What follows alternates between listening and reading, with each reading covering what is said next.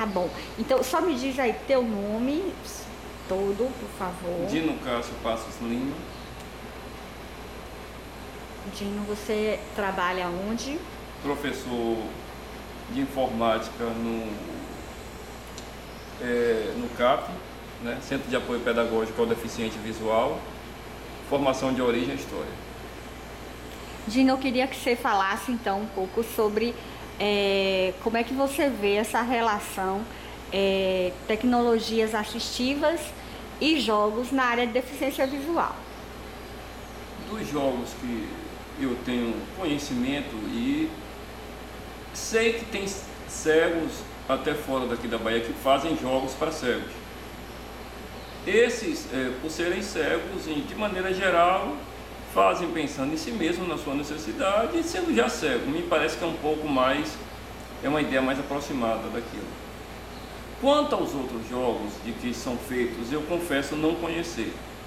E acho que o problema maior de jogos que são feitos para a pessoa cega não há uma consulta prévia dos cegos.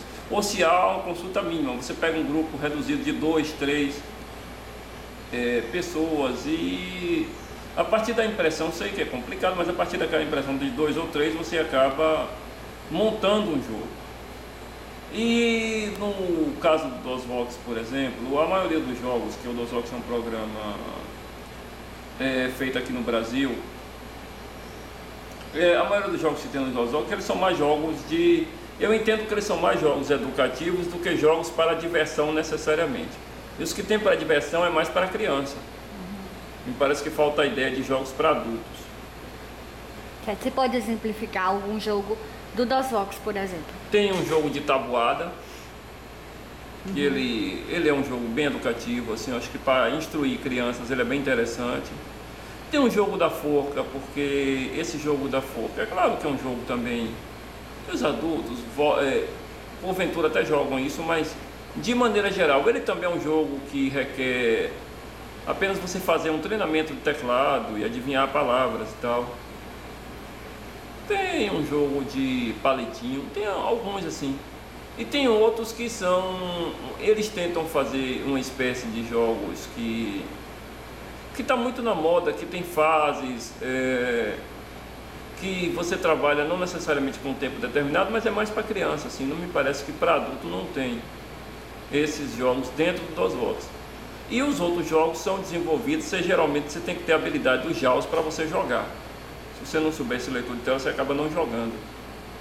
Que são jogos que tem até acho que empresas no sul, parece que exploram esses jogos comercialmente. Então eu penso sobre isso assim. Você usa algum jogo no trabalho aqui no CAP? Não trabalho com esses jogos. De maneira geral, não trabalho porque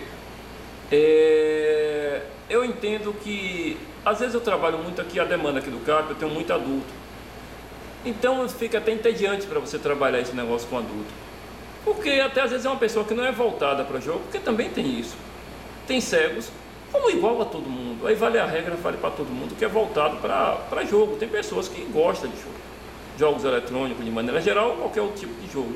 Já tem pessoas que não.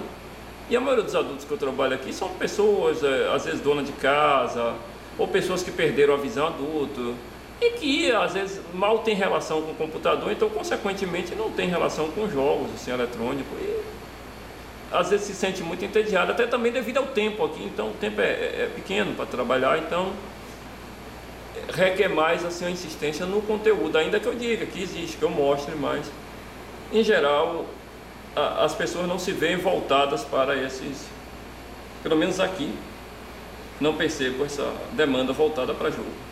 E você, enquanto usuário, assim, no seu tempo livre, você costuma jogar, usar, eu já explorar tentei pegar um jogo desse para até testar, conhecer o jogo.